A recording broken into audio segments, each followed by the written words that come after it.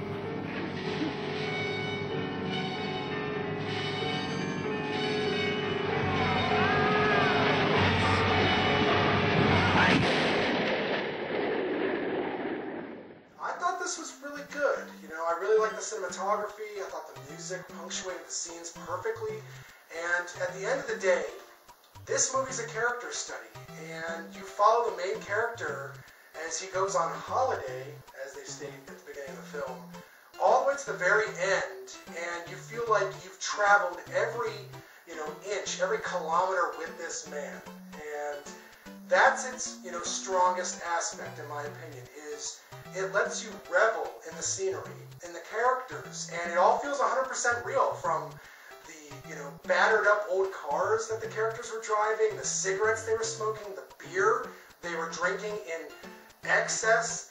This movie is definitely a drinking movie. You could definitely turn it into a drinking game.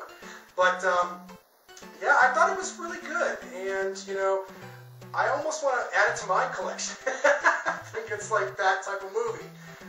It's significant in that, it doesn't compromise its ideals. So, I'd have to wonder for you, like, how did you stumble upon this movie exactly?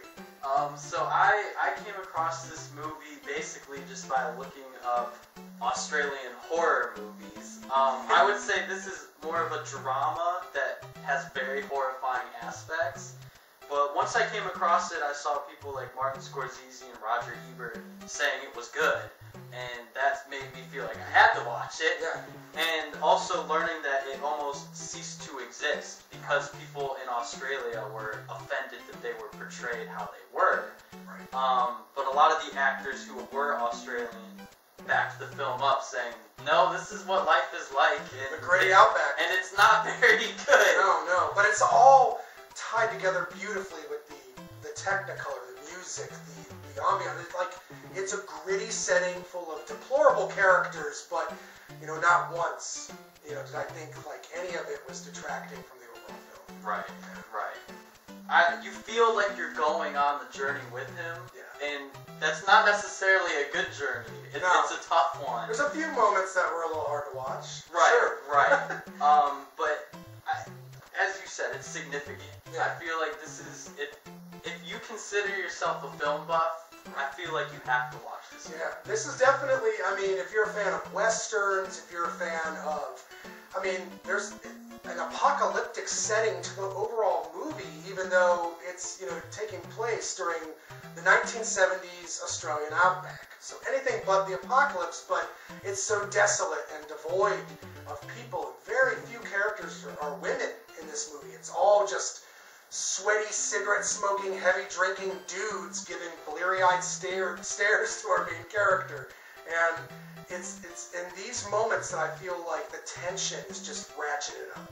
You know, it's like you're hanging on because you want to see where this story goes and what happens to our main character. Right. And, you know, for that, I can appreciate the movie. I was telling Ben towards the very end I had some issues with the ending of the film, but as I sat there for a minute and letting, you know, all the characters and, you know, plot elements, you know, resonate, I feel like I appreciate the ending too, even though I could see how it could have ended both ways. Right. And it could have been, you know, satisfying in both elements. Yeah, I feel like the ending, you almost feel like the main character has learned something, and as a viewer, you kind of feel the same way. I mean, Right. between the excess of drinking, Yeah. the peer pressure, Right. the impoliteness towards women, towards your fellow peers, everything, you kind of just feel like this is not where I want to be or who I want to be. It's like an avalanche of excess. Exactly. And that's like the best way to, you know, talk about this movie is that, you know, I think we've all been there where we're at our lowest, you know, and we think we can't get any lower. And this guy gets even lower than that. Yeah. So it's relatable in those regards, and, you know, for that, I gotta give the movie props. Is it a perfect movie? I don't know. I mean, it's, you know, it's subjective. It depends on the viewer. I like the movie a lot, and if I had to give it a star count, I'd give it a solid 7.5. What about you, Ben? I feel like if I had to give it a star count, I think I would give it a 9 out of 10. Nice. And I think that's for multiple reasons. The acting was fantastic. The lead, which was Gary Bond, and then the supporting actor, Donald Pleasance, were both Superb. yeah, superb. The direction, the cinematography was like beautiful yet haunting. It was. And I'd say the same about the music. Yeah. The music was perfectly fitting. It was. So for all of that alone, I feel like I have to give it at least a 9. I feel like that's a fair assessment. Well, I brought a movie called Big Man Japan, and I'm not going to try to butcher any of the names of who made it. All I know is it is a CGI-filled superhero action comedy. You know, I'm actually familiar with this movie, and it looks weird as fuck. But outside of just the cursory understanding for what it is, I have got zero perspective on what this movie's going to be about. John, what do you think of this movie, Big Man Japan? I have never heard of this movie before, but just looking at this weird thing holding an eyeball crotch in the back cover has me pretty intrigued. So Eyeball crutch. check that out, man. Eyeball crotch. Dee, what do you think of that box art there, man? I don't know, like, first off, when it said Big Man Japan, it reminded me of the guy from the Sega Saturn, that was promoting the Sega Saturn, Right. where he had, like, the Sega Saturn on his back all the time, and he would punch the huge controller. 海のビーチに魂込めた一人の男が今日もいるセガタ三四郎セガタ三四郎セガサタ三四郎 Yeah, that's pretty much what I got off of that. Dean loves punching his own controller. So we're going to check out the flick, Big Man Japan. All of us flying in blind, the way I like it, on my channel. You're going to have our review on the flick. Peep that trailer. We'll be right back, motherfuckers. Since the bombings of Nagasaki and Hiroshima, Japan has been protected against invading monsters by a legacy of giant warriors.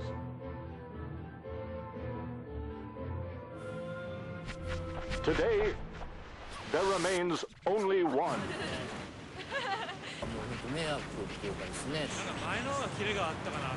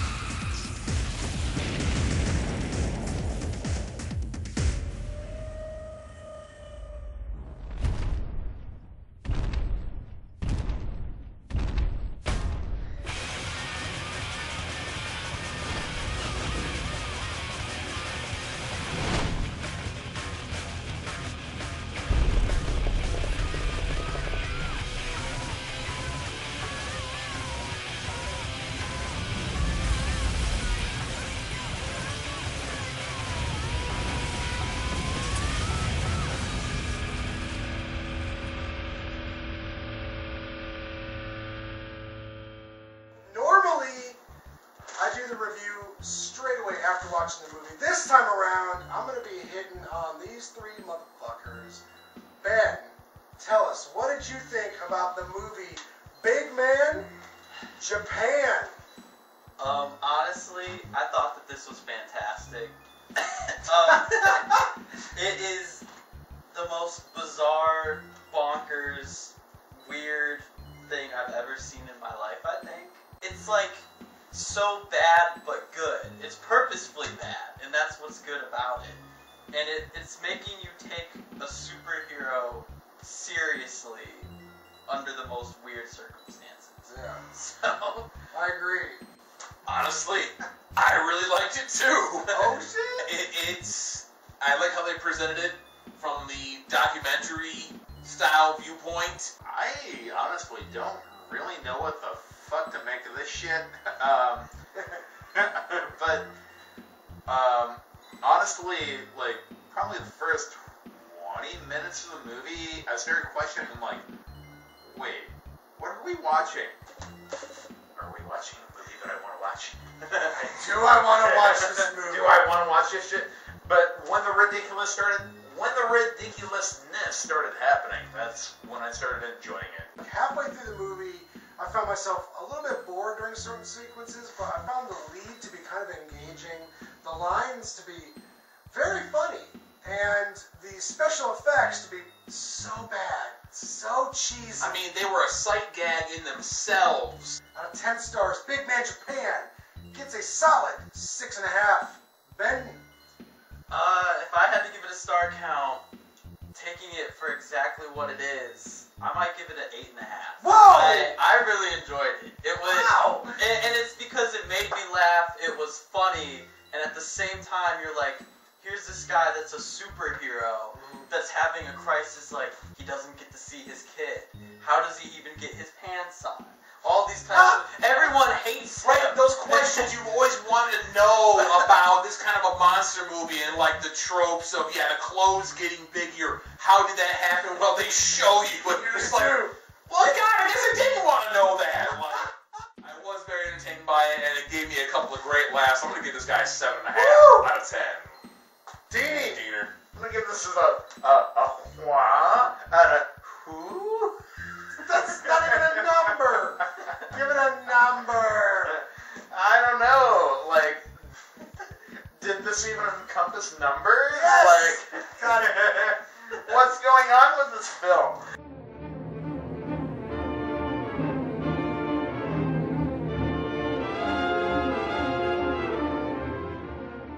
It was the same kind of bad, except it didn't make me feel sad and gross and want to cry like Nutsack did. My nutsack it pushes the envelope. Yeah, I mean, I don't need to take a shower after watching this movie like I did watching Nutsack. I needed to cleanse myself spiritually after watching Nutsack. I honestly feel like it was two different movies cut into the same fucking edit.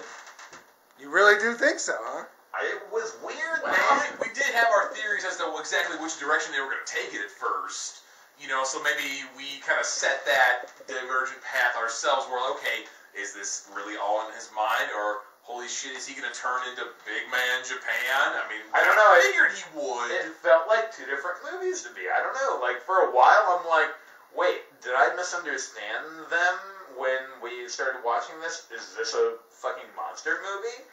It wasn't a monster movie. It was a superhero movie. Alright. Well, either way, like, I was confused after a while. I'm like, wait, what are we even watching? If superheroes were real. If this... I mean, because you can see this as an anime, right? Guy is the chosen one of his family to make become more sense, the big hero guy to mash the monster, but this is... Now, in modern-day Japan, like, what would happen if this really happened? Yeah, shit would be getting fucked up, things would be getting broken, destroyed, everybody would probably end up hating this guy, because he doesn't really seem to be that good at his job. Terrible. Right? He sucks. Yeah. Fighting, if you want to call it that. He just literally runs around with this club, held like this. Don't the forget whole his time. purple underwear. I don't think he actually hits anybody with this. Did you see him actually? Only at the very beginning. Right? But then the strand chick at the end was rolling up newspapers as if that was the weapon. Like, I guess that's where it really did start to come off the rails. Was she's literally on the ground, like hot gluing, rolling. I feel like that was like a commentary of some bizarre sort. Yeah, right. Maybe there was some extra layer to that we just don't get. So now my question is this: we've all seen giant monster flicks, kaiju flicks. Dean, do you have a favorite kaiju flick? I mean, that's the real question. I mean, Godzilla. I mean, that's pretty typical. That's a good one. That's definitely a good one. But that's it. Like, I didn't really understand Ultraman when I was a kid, so like really all I understood was Godzilla when I was a kid. What about you, Rocket? You got a kaiju classic under your belt? I mean, I was watching Godzilla movies at an early age, and I mean, yeah. What was that one that was in the late 80s? Was it Godzilla in 1988? Or something like that? 85. Oh, what a... Now that with Biollante? Is that with Biollante? If Adam was here, he'd clear it Adam all. would know. Adam would do. Ben, I have to ask you. Yeah, you we're have a gonna favorite have kaiju to at all? give Adam shit when he's around. I don't really have a good answer that's different than their answers already. But I will say, in terms of this movie, it made me start thinking of like an earlier Japanese version of like a Birdman movie where like someone, we have no reason to really like believe he's a superhero, but he believes he's a superhero. And we're just watching. And you just take it on face value because he's, the whole time he's growing into this big ridiculous creature. Right. To me, it's like we were seeing his delusions to some degree. Which is what makes the ending kind of train work. wreck is perfect because The most what else could it disappointing be? part was when Grandpa died. Yeah. Actually, Like, that was why- the finest why- comedic scene. like- Actually, I think that Like, was one why of the did he parts show of the up, movie. and Like, why it did he said- die? It loves to poke fun at all these tropes that you see. Like, the second superhero arrives. You know, right when the main guy's about to get his ass kicked. Backup arrives, kicks the monster. Oh no, wait, backup just died. His grandpa. Like- And the part where he kept dying and coming back, like... Yeah, how he dies.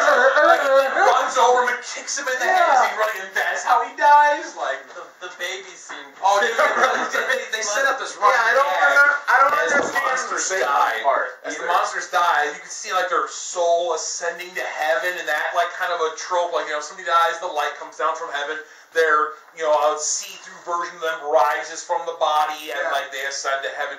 They use that every time a monster dies, and you're like, okay, why would this monster be ascending to heaven? Okay, we can't think about that. Now we're gonna move on. It was like a UFO abduction. And then For each monster. it almost felt like that. But when he drops the baby monster, Oh, yeah. and like you just see it like you don't actually see it on the ground. You just kind of like and then the light shows up, and then it rises from behind the building. Right. So you're just like, oh, that was definitely the biggest laugh. I feel like this movie is a trial almost. Like it's almost 2 hours.